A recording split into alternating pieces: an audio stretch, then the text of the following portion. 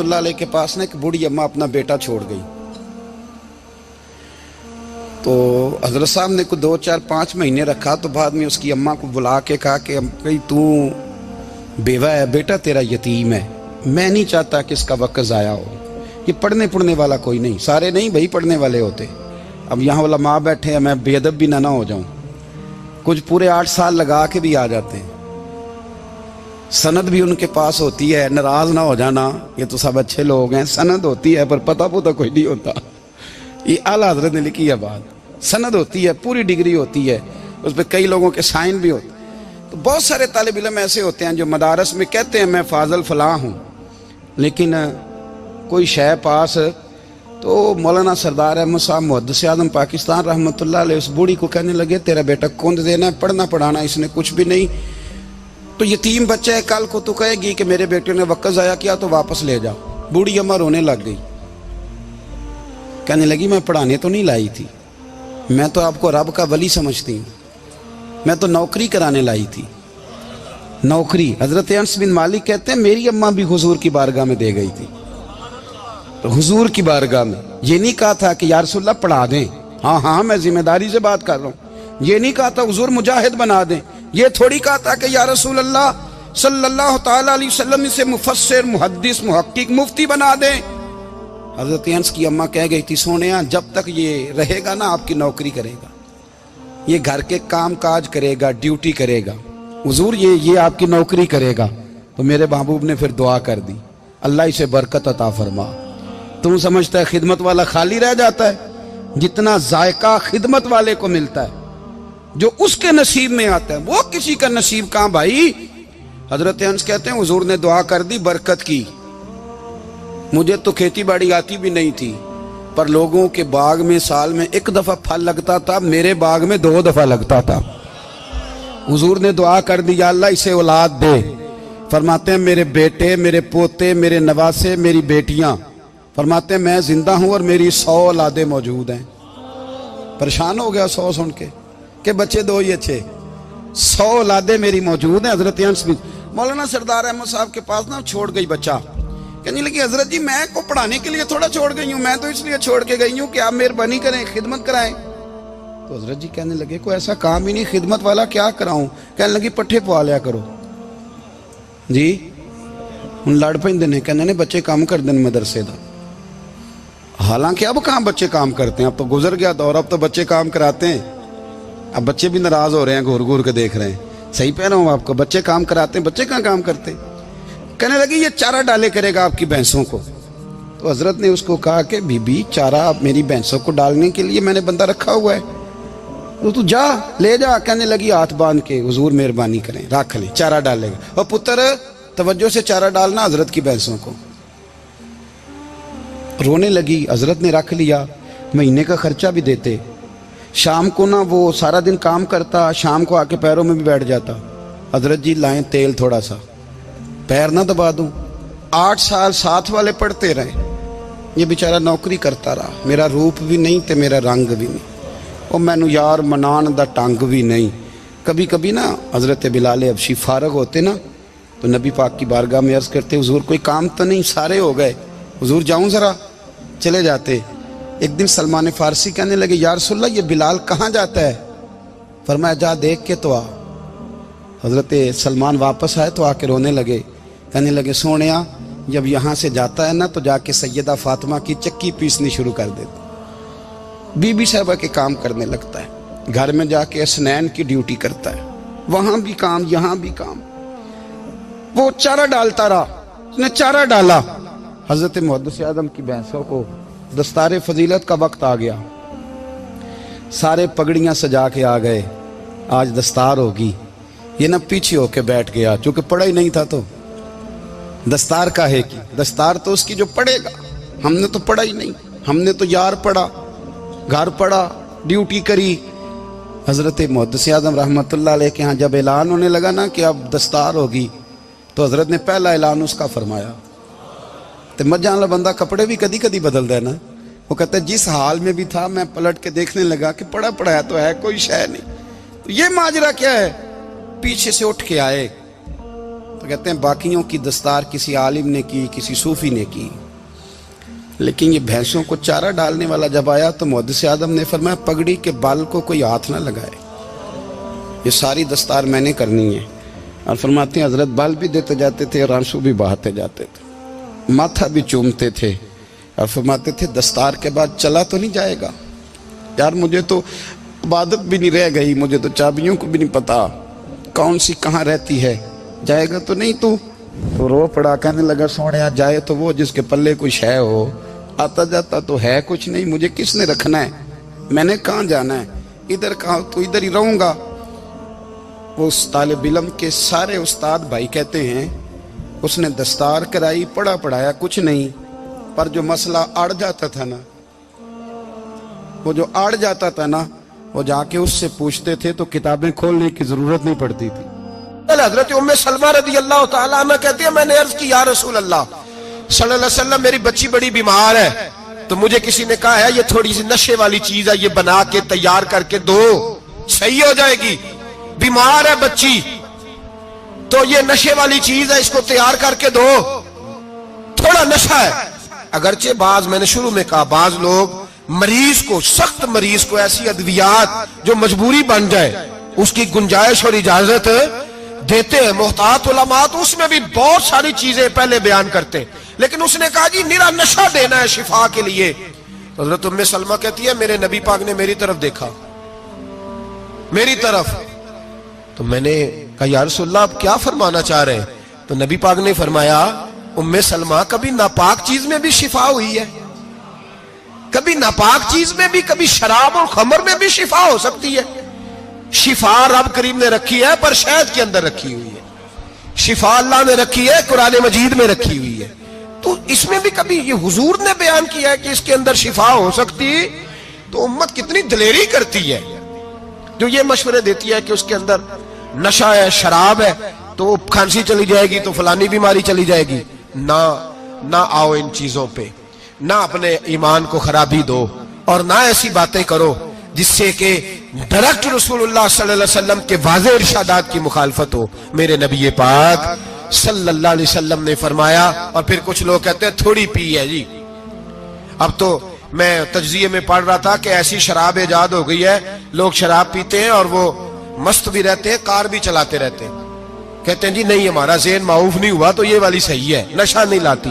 میرے نبی پاک صلی اللہ علیہ وسلم نے فرمایا جس چیز کی تھوڑی مقدار, زیادہ مقدار حرام ہے اس چیز کی تھوڑی مقدار بھی حرام ہے, جس کی زیادہ مقدار حرام ہے اس کی تھوڑی بھی. تو خمر اور شراب اگر فل پینا جائز نہیں تو تھوڑی پینا بھی جائز, یہ حرام ہے اور حرام تھی اور قیامت تک حرام ہی رہے گی. میرے نبی پاک صلی اللہ علیہ وسلم نے منع کیا اور حضور نے اظہار ناپسندیدگی فرمایا, اور میں 40 دن تو عبادت ہی قبول نہیں ہوتی شراب پینے والے جب تک سچی توبہ نہ کرے. یہ لفظ جب ادا کرتا ہوں تو شرم سے میری زبان لڑکھڑاتی ہے کہ یار درباروں پہ بھی نشہ بکتا ہے. میں یہ بات کر رہا ہوں صوفیاء کا ترجمان, درباروں پہ, مزاروں پہ, اور سجادہ نشینوں تمہیں زمین نگل جائے, آسمان تمہیں لے اڑے, تم پر قہر نازل ہو, تم نے باپ دفن کر کے تو وہاں نشے کا اڈا بنا لیا, ماؤں سے بیٹے چھیننے لگے ہو, عورتوں کے سروں سے کپڑے چھیننے لگے ہو, سہاگ مارنے لگے ہو, بیٹیاں اور بیٹے یتیم کرنے لگے ہو, نشہ بیچتے ہو درباروں اور مزاروں پہ. یہ تماشا لگ گیا. آپ کیسے کروں یہ بات, پر کرنی پڑ رہی ہے, مجبوری ہے, یہ مضمون مکمل نہیں ہو سکتا. بند کر دیں وہ دربار, ہمیں نہیں چاہیے جن درباروں پہ نشہ بکتا ہے. میں ذمہ داری سے کہہ رہا ہوں, بات ریکارڈ ہو رہی ہے. جوتے کی نوک پہ وہ سجادہ نشین جو امت کو ڈرگز دیتا ہے, وہ سجادہ نشین کا ڈیرا نہیں, وہ گند کا اڈا ہے, وہاں سے فیض نہیں مل رہا, امت کی تباہی ہو رہی ہے. بتا دو, پھیلا دو, اس کو اعتراض کرنا ہے کرو. میرے رسول پاک سید عالم صلی اللہ تعالی علیہ وسلم کا دین ضروری ہے, کسی پیر کی سجادگی ضروری, بولیے سجادگی ضروری. بڑی ذمہ داری سے کہہ رہا ہوں اور نمائندگی کر رہا ہوں اپنی جماعت کی. نہ ہمارے بزرگوں نے کل اس کی حمایت کی تھی، نہ آج کرتے ہیں، نہ قیامت تک کریں گے۔ بند کر دیں وہ دربار اور مزار۔ بزرگ دنیا میں یہ کام کرنے آئے تھے، اور ہماری سوچ اتنی گر گئی ہے، اتنے ہم کمزور ہو گئے۔ کہتے ہیں جب اس کو چڑھ جاتی ہے تو پھر بڑی معرفت کی باتیں سناتا ہے۔ تجھے شرم نہیں آئی یہ لفظ کہتے ہوئے؟ اب نشئی تجھے معرفت سکھائے گا؟ اب تو شرابی سے، بھنگی چرسی سے دین سیکھے گا؟ کہتے ہیں اس نے پی ہوئی تھی، چڑھی ہوئی تھی، وہ بات کر دی تو میرا کام بن گیا۔ اتنی گندی اور میلی سوچ صاحب ایمان کی ہوتی ہے، تو اب نشیوں سے جا کر دعائیں کرائے گا؟ سن، میرے نبی پاک صلی اللہ علیہ وسلم نے فرمایا جو شراب پی لے، نشہ کر لے، اس کی تو 40 دن تک عبادت رب قبول نہیں فرماتا۔ تو کہتا چڑھی ہوئی تھی تو اس نے دعا کر دی، تجھے شرم ہی نہیں آئی بات کرتے؟ حیا ہی نہیں کیا تو نہ جملہ بولتے؟ یہ کوئی تصوف اور طریقت ہے؟ جاؤ اٹھا کے لے جاؤ۔ ایسی کوئی تصوف اور طریقت ہمیں نہیں چاہیے، ہمیں وہ والی طریقت چاہیے جس میں خدا کے قرآن کی بات ہوتی ہے اور محمد مصطفیٰ کے فرمان کی بات ہوتی ہے صلی اللہ علیہ وسلم۔ تو بھائی یاد رکھو، یہ کوئی طریقہ نہیں۔ ایک مزار ہے، مجھے ایک صاحب کہنے لگے آ جائیں یہاں بھی فاتحہ پڑھیں۔ میں نے کہا یہاں کیا ہے؟ کہنے لگے تھے تو بابا جی نشہ وشہ کرتے، پر اب سنا ہے لوگوں کی منتیں بڑی پوری ہوتی ہیں۔ مجھے جذبات بڑے کم آتے ہیں۔ میں نے اس آدمی کو گریبان سے پکڑ لیا، میں کہ ادھر ہٹ، وہ تو نشہ کرتا تھا اور تو جاتا تھا، تیری یہ کیسے طاقت ہوئی؟ تو نے مجھے مشورہ دے دیا، تو ہمیں کمزور سمجھتا ہے؟ ہم کمزور ایمان کے لوگ ہیں، اور میں یہاں تجھے کہوں گا نہیں نہیں میں یہاں نہیں جاتا، میں وہاں جاتا ہوں۔ بالکل کوئی لگی لفٹی بات نہیں، کھری بات۔ تصوف وہ، دربار وہ جہاں قرآن پڑھا جائے اور رسول اللہ کی حدیث سکھائی جائے، باقی کوئی مطلب نہیں کسی قسم کا۔ میں داتا صاحب کبھی جاؤں نا جلسہ کرنے کسی کام سے، کسی تقریب میں، تو میں داتا صاحب کے مزار پہ نہیں جاتا۔ میں کہتا ہوں یار یہ یرانہ نہیں کہ بندہ کسی کام آیا تھا تو فاتحہ پڑھ لی، واپس چلو گکھڑ سے سپیشل آئیں گے داتا صاحب کے مزار پہ حاضری دیں، اور میرے سنگی گواہ ہیں کہ میں سپیشل ٹائم نکال کے بہت سارے کام چھوڑ کے سپیشل جاتا ہوں، اور میں مراد ماننے نہیں جاتا، میں داتا صاحب کا شکریہ ادا کر دے جاتا ہوں۔ میں ان سے کہتا ہوں حضور آپ کی مہربانی، آپ یہاں آئے تو ہمارے بڑے بھی رسول اللہ کے غلام بن گئے۔ میں تو سلام عقیدت پیش کرنے جاتا ہوں، ہم مزارات پر جانے کے قائل نہیں، بلکہ ہماری تو عقیدت کا درجہ ہی مکمل نہیں ہوتا جب تک ہم مزار پہ سلام نہ کریں۔ پر مزار داتا صاحب کا، مزار خواجہ معین الدین اجمیری کا، مزار غوث اعظم جیلانی کا، مزار محدث اعظم مولانا سردار احمد کا، مزار اولیاء کا، مزار میاں شیر محمد شرف پوری کا، مزار رب کریم کے بندوں کا۔ بھنگیوں چرسیوں کے مزار نہیں ہوتے، اور نام ان مزارات کے قائل ہیں، بالکل قائل نہیں ہم۔ میں تھوڑے دن پہلے لاہور گیا تھا، تو میں کار میں میاں صاحب میاں شیر محمد شرف پوری کا ذکر کر رہا تھا۔ میں اپنے دوستوں سے کہہ رہا تھا یار بہت بڑا بابا ہوا ہے، تو مجھے کہنے لگی کرامت کیا ہے؟ میں نے کرامت یہ ہے کہ ساری زندگی سنت کا درس دیا ہے۔ تو مجھے کہنے لگے آپ کبھی گئے نہیں؟ میں نے کہا میں اسپیشل گیا تھا، اور تھوڑے دنوں کے بعد پروگرام بناؤں گا تو میں ساتھ لے کے جاؤں گا۔ ہم مزارات کے قائل ہیں، حاضریاں دیں گے مزاروں پہ، لیکن بھنگیوں چرسیوں کے مزاروں پر جانے کے قائل ہیں؟ زور سے بولے، یہاں جانے کے قائل ہیں؟ کوئی عقیدہ نہیں ہے ہمارا۔ نشہ بکے گا اب مزاروں پہ، اب یہ تصوف ہوگا وہاں، یہ طریقت ہوگی؟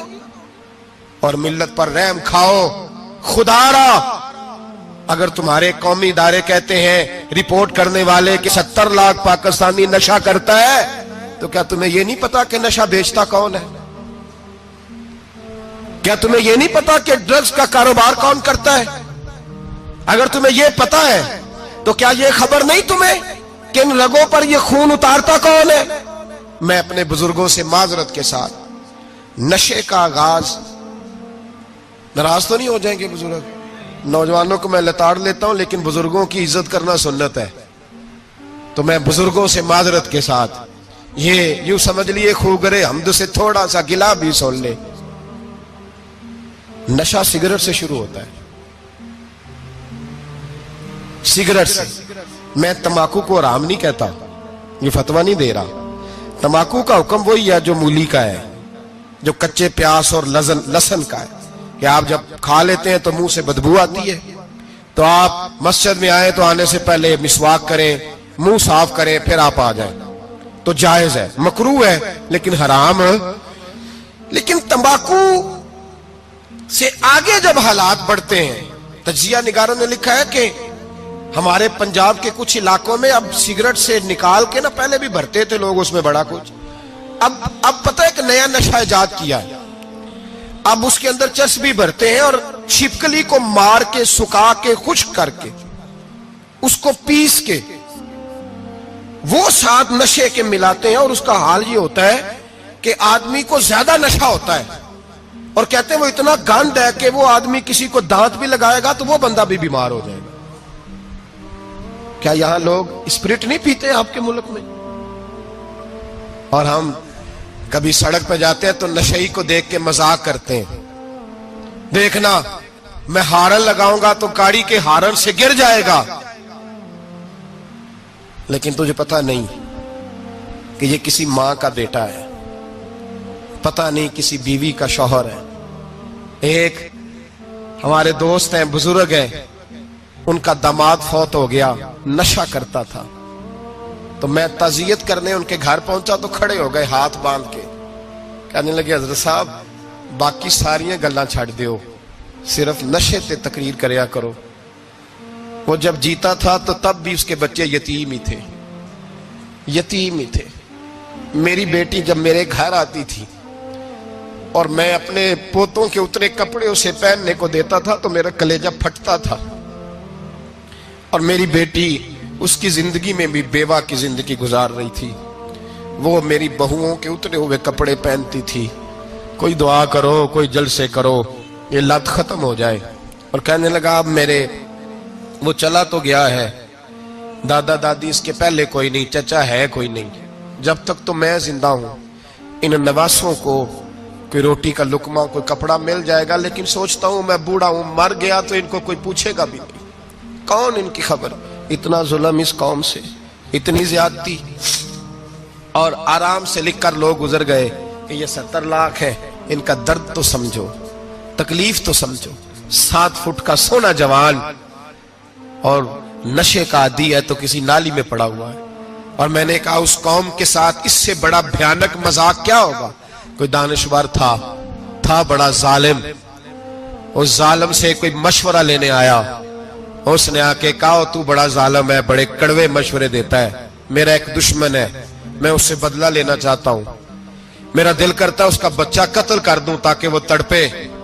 تو ظالم نے کہا اسے قتل نہ کر, وہ تو اس کا باپ 2-4 مہینے رو کے چپ کر جائے گا, پھر میں سخت سزا دینا چاہتا ہوں, مشورہ دے.